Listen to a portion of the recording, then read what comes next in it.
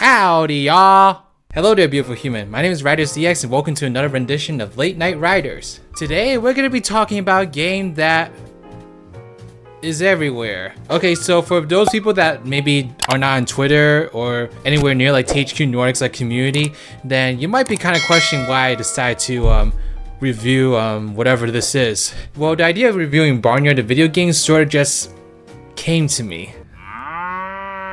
This is a game that's actually gained a lot of traction within the community because there's a group, or actually it's just one person technically, that's been actively advocating for a remaster or remake of this game. Ever since we got that press release of THQ Nordic announcing that they were reviving all these different Nickelodeon games, Barnyard was one of the many franchises on that list. And while there's been many people asking for different kinds of games, this one person has dedicated almost their entire online presence to advocating for a Barnyard remake. I mean, this guy even has like a YouTube channel and he's even made mock-ups of what a Barnyard remaster could look like, and he even made his own little video kind of explaining in his own words why this game needs to be revisited. So I decided to get in contact with Madman and get inside the mindset of a Barnyard fan. Well, yeah, literally as you said, I'm just like the Barnyard guy. My Twitter's I think it's Barnyard Fanatic. I literally just tweet at THQ Nordic until they remaster Barnyard. That's the plan. That's the plan. How did you get into Barnyard? Like, what's the story of you and this game? Whoa, we're going back now some years. Let's see, around 2007, I was taken into a second-hand game store by my dad, and my dad was just like, point out a game and I'll get it, yeah. It has to be under 30 quid though, because we're poor. And so I looked, I had just like watched a Barnyard film that day, so I just looked up the game and saw the game. I was like, I want that one. And honestly, it's my most nostalgic memory with any game. Not just because like I'm a fan of like Barnyard in general. I can recognize that it's not really a great film, but I still really enjoy the characters and everything. But it's really well done for a licensed game. Really well crafted, in my opinion anyway. Really well crafted. The mini games, God, I just love the mini games so much. It's one of those games where I played it as a kid, and it was the first ever open world game I ever played. Wow, really? Yeah, and so I was just like, this is insane. This is so fun. And then I remember trying to play the Flushed Away game afterwards, and I was like, this is so bad. So meanwhile, I of course brought the game myself and am fully prepared to sacrifice myself towards this handsome devil. So for those of you who aren't really that familiar with Barnyard, Barnyard was originally a motion picture released by Paramount Pictures, I think. It was created by the same people that made Jimmy Neutron. But the movie itself turned out to be okay. It wasn't the most amazing thing in the world. It was basically about Otis, this cow who is a party animal, and seeing his transformation from a party animal to a responsible adult that has things to do. It's fine really. There was one moment in the movie that made me nearly shed a tear, but I cry myself to sleep every night listening to Ocean Man, so I don't think it really counts. This game was developed by Blue Tongue, which you may be surprised to know was actually the same developers that made the first 3 Nicktoons games. So I found that to be really intriguing actually. The game is loosely based off of the movie, but it kind of does some things in its own way that it really doesn't follow the movie that closely. It really is just like a few cutscenes here and there and that's it. The game is pretty much its own thing. The story itself is not really all that special, although it does have its moments. So let's actually dive into the gameplay itself. So you start a new game and then you kind of see some fancy B-roll footage of the Barnyard until you're met with the first task of the game, which was to make your own cow? I really was not expecting this from the creators of the Nicktoons games. I mean, this was already something completely different from what I had experienced from them before. I was looking through all the options, you know what, Beefmaster just spoke to me. I mean, I like a cow that owns its eventual fate. Unfortunately, they didn't leave enough space for me to put in Duckle's Overlord, so I had to name him Duckle's Ove instead. So you finally get into the game and it's sort of an open world game? Like, it's actually almost begging you to call it Grand Theft Barnyard, right down to the tragically beautiful bike crashes.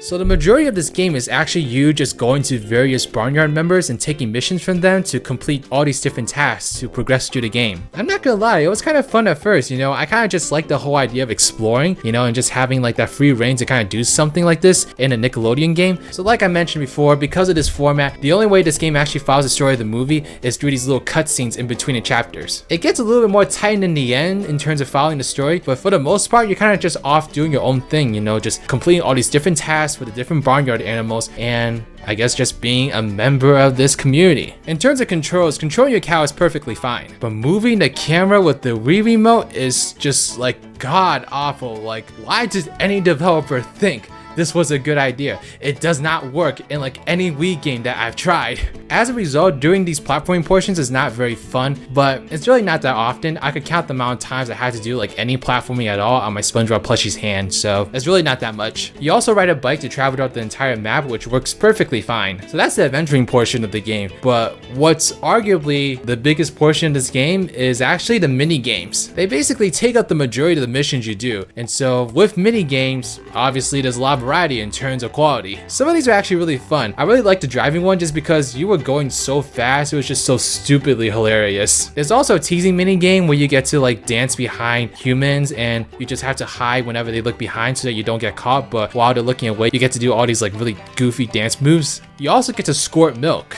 I like anything. However, I also had my fair share of games that I absolutely despised. The one I probably hated the most was when you launch Peck into the air and have to guide him through these rings. The only reason I hated this was because I just felt like the thumbstick was so sensitive that every time I would move it just a little bit, Peck would go in that direction way more than I wanted him to. I couldn't have any preciseness with this movement, and that became even more annoying as the tracks got harder because, you know, you'd have rings in higher to reach places, you'd have them in tighter spaces, and it just wasn't fun. It really wasn't fun. Another mini game that I despised was golfing, and I swear golfing takes like a quarter of this game. The first reason is because each time you golf you do at least 9 holes, and I swear each time I have to do this it takes me like 15 minutes, and most mini games last for like 5-ish minutes at most. So by default this mini game is so much longer than all the other ones, but you golf like the most repeated times in this game. Okay, this game is guilty of repeating mini games, you know, having you play them again and again throughout the entire game, but maybe just giving you some like different rules or making them a little bit harder. But the golfing one is by far repeated the most out of any other mini game. So not only is it the longest mini game, but it's also the most repeated mini game. And this kind of takes me into one of the core problems I have with this game. There's just a lot of padding in here. A lot of the missions you start playing in the beginning, you'll have to repeat over and over again throughout the entire game, just having some slight differences here and there.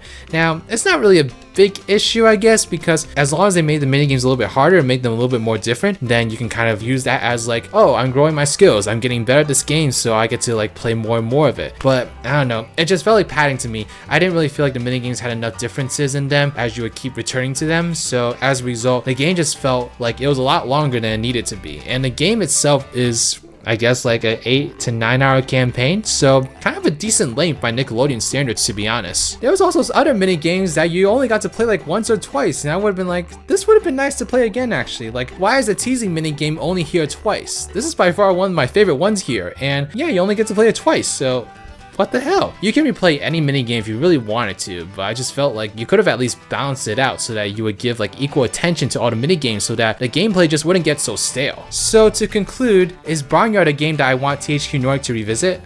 Well, it's kind of tough to say. Despite my issues with this game, days after completing it, I found myself wanting to revisit it actually, which was pretty interesting to me. I think the create your own cow feature combined with the open world nature of the game helped me form a genuine connection with the community that I was working for in this game. I can't say I had a ton of fun while playing this game, but I think it's something I would have loved as a kid, and it certainly is a lot better than it has any right to be.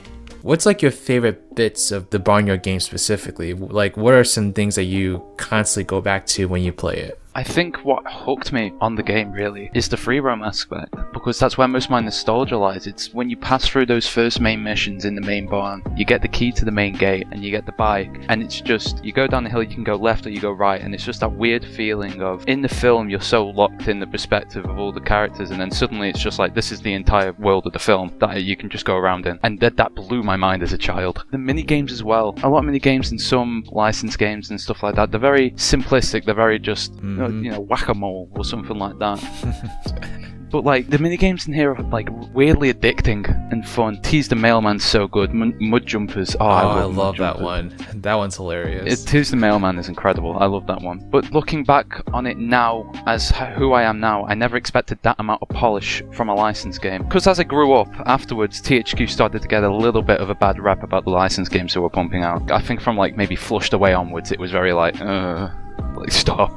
To me, Barnyard is maybe like one of the last good licensed games in my opinion. Every other licensed game I played after that, it didn't really get me. It grabs my attention just because I think it's so good and it stands on its own from the film. If a remaster or a remake ever happened for this game, would you want to see any changes? Like, what are some things you'd want to see improve in the original game? This is such a good talking point because one of my earliest things I ever did after I made the Twitter account, I made a 1,500 worded document about what I'd change about the game. One of the big things I think would be multiplayer. Multiplayer in that game would be phenomenal. Multiplayer mini games, and then even further, a bigger, more customization for your character. Because if you go multiplayer, you don't want to end up joining a game and then being like, oh, we look the exact same. I felt most of the mini games actually were pretty decent, except for Tease the Mailman to add more moves.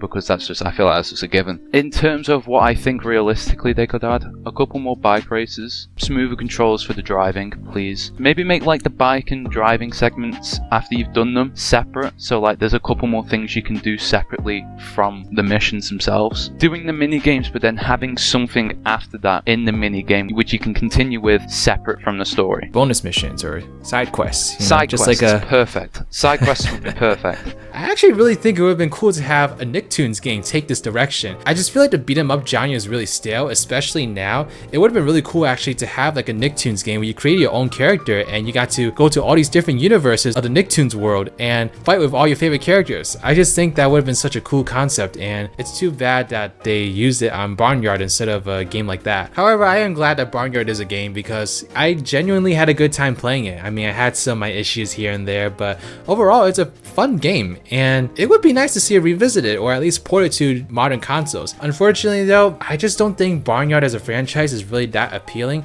I think there's a reason why the movie and TV show didn't really do that well or left that big of a legacy. I just don't think the characters themselves are that likable. I mean, I really like the theme song.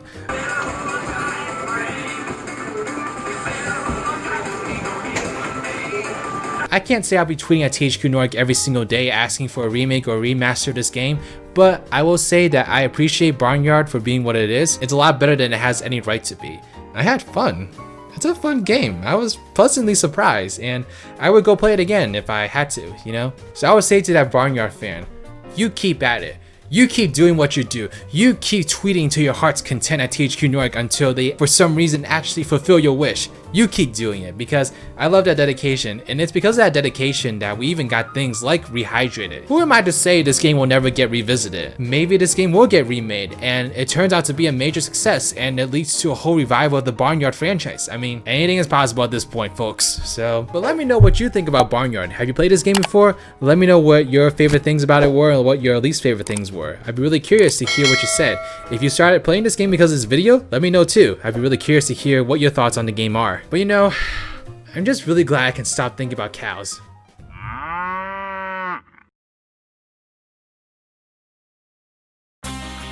Thank you so much for watching this video. Special shout out to the Nerd Corner, Killer Lemurs, Team Right with Science Gamers, Johnny Hinton Ortiz, Doomslayer, Jeremy Games, Amarillo66, Trash Q, Abraham Muter, and Mass Muter. These are my patrons / YouTube members. If you'd like to become a patron or YouTube member, get access to a whole bunch of different perks, then please check out the links in the description box below.